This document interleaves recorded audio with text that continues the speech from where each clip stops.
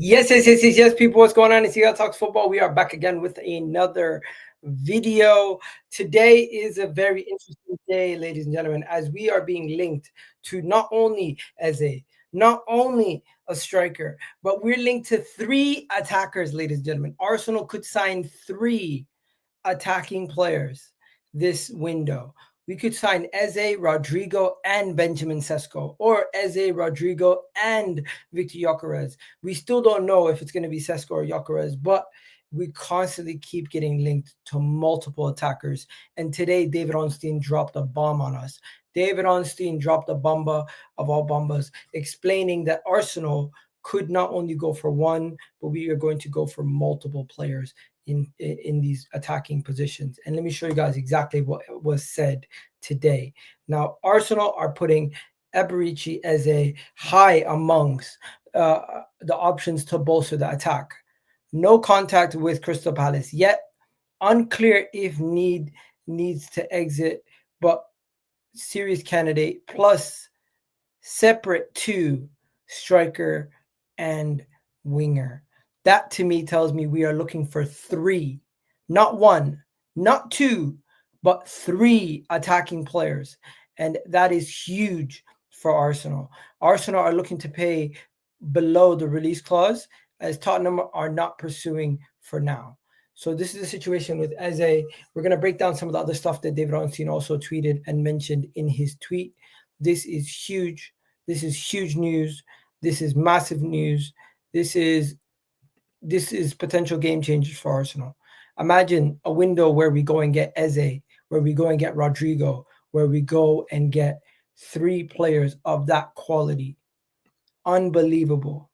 Would you take Madueke? Not for me. No, I don't want nothing to do with Madueke. Now, if that winger is Rodrygo plus Eze, amazing. If that winger is Madueke, then yeah, it's not saying much. It's not saying much.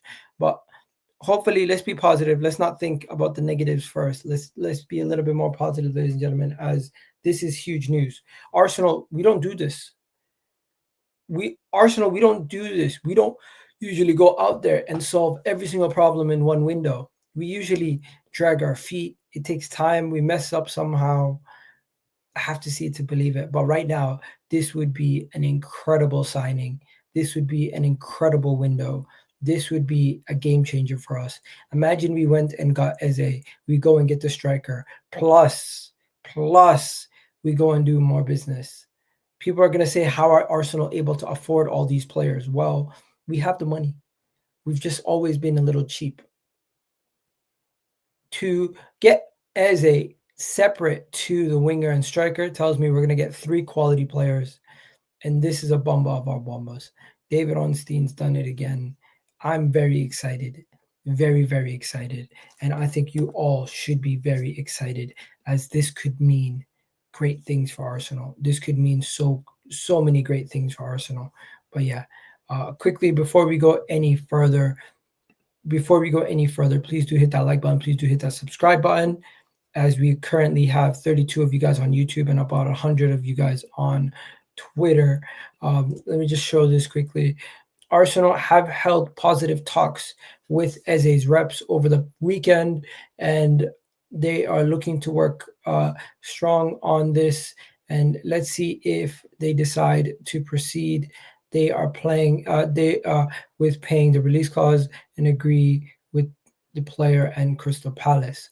So, and today's report, we also got a report from Gunnar Blog stating that Arsenal believe Mascara can provide cover and competition for Gabriel and Saliba. He has already demonstrated he can play on either side of the defense, and the player potentially to develop and improve, he will have time and patience to embed into the team. So this is one reason why they want him. We also spoke about Kepa Arrizabalaga and Zubimendi, saying that that Kepa Arrizabalaga has largely been concluded and an announcement is pending.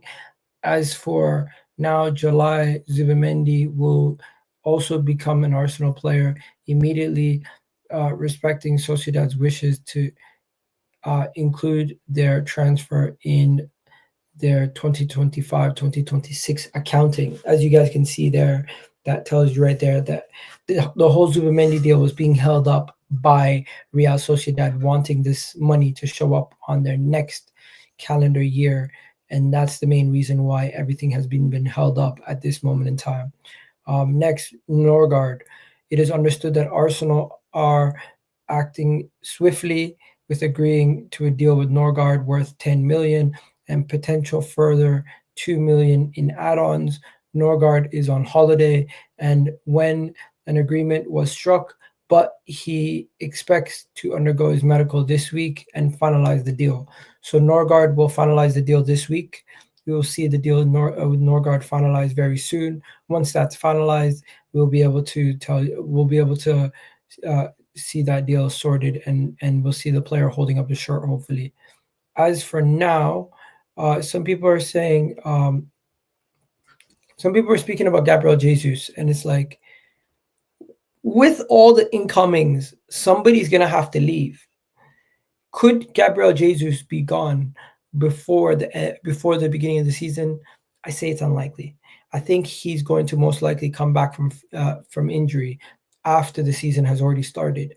So we might have Jesus still in the team, Havertz in the team, Saka, Trossard, Martinelli.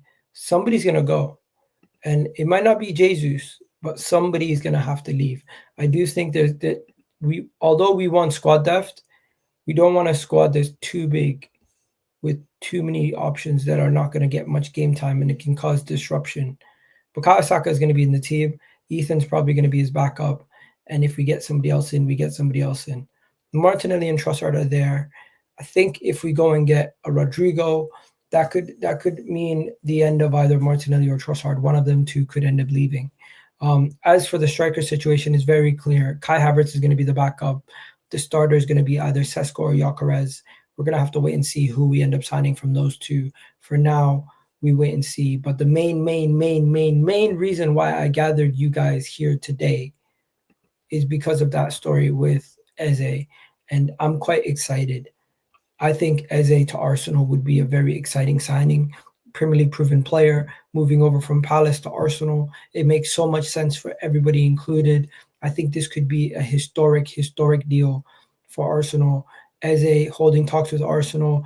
Announcements are going to be happening very soon. Exciting times ahead, in my opinion. Potentially very exciting times ahead. Arsenal could get multiple deals done in July before the season starts, and we will be ready, hopefully, for the new year. Right now, people just need some patience. Don't jump the gun. Don't go crazy. Relax. This is it.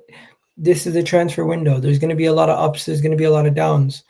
And don't forget, Arsenal have not backed out of any of these deals yet. To me personally, I wouldn't be surprised if we get Eze. But imagine if we go and get Eze and Rodrygo. What would you guys think at that point? At that point, surely you can no longer question the ambition of the club. Surely you can no longer go and say this club has no ambition. If they go and pull off those two transfers, it would be an unbelievable window.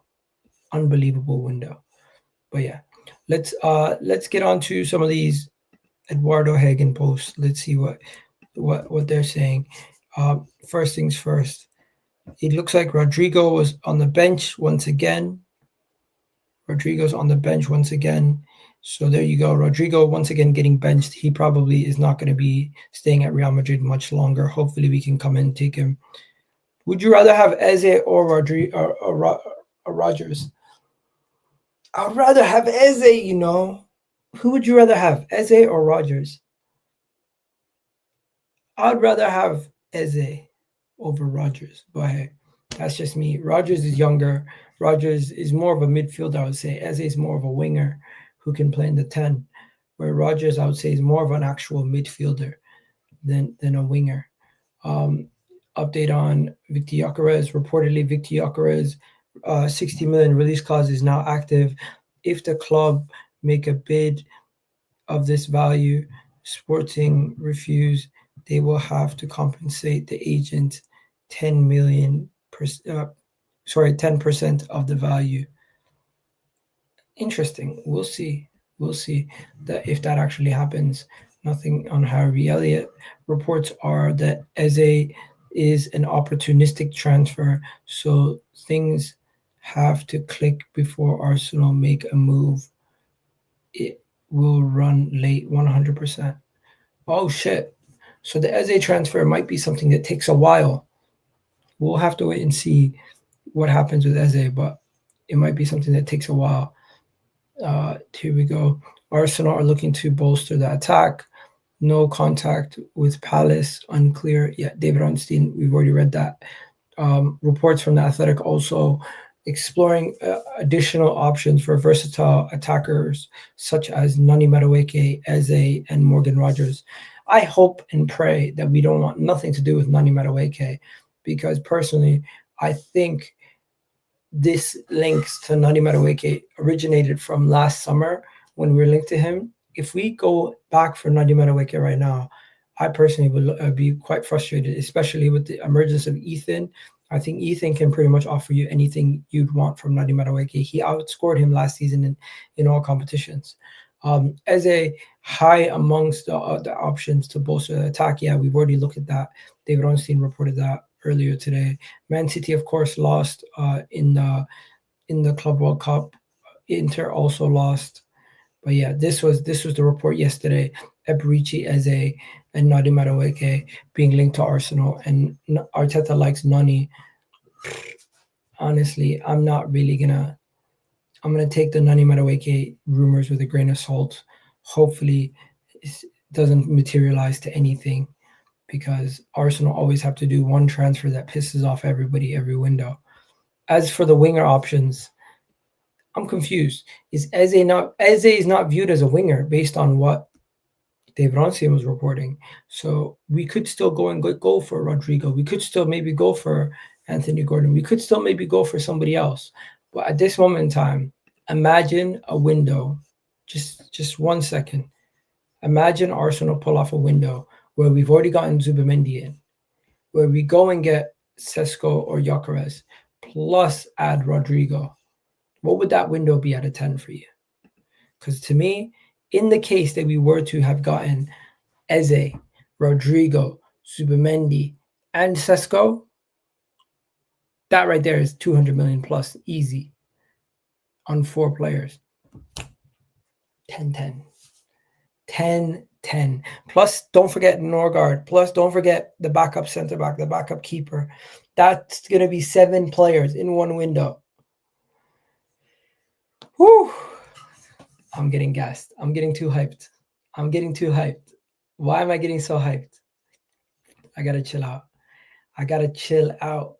Because if I get too excited, I get too excited. But hey, that's the situation right now. That's what's being reported. That's what people are saying. I'm going to take it with a grain of salt. I'm not going to jump the gun. I'm not going to get too overhyped. We'll wait and see what happens. But in my opinion, it is a situation where we have to wait and see. Honestly, I don't know about you guys, but I'm just this has got me very excited for the upcoming season. Hopefully we can get everything done. Hopefully this is not like one of those things to just get fans excited and it doesn't materialize to its end. Because if Berta's moving this mad, this is already showing you what a top director of football can get you done. But hey, you want Sesko question mark? No, I prefer Gyokeres, but it does look like Sesko is the guy who we're going to end up signing. But yeah, that's pretty much it, ladies and gentlemen. We're going to wrap it up here. Hopefully you guys have a great day. This is just a short video update. Catch you guys in the next video. Love for the love, as you already know what it is. And peace out.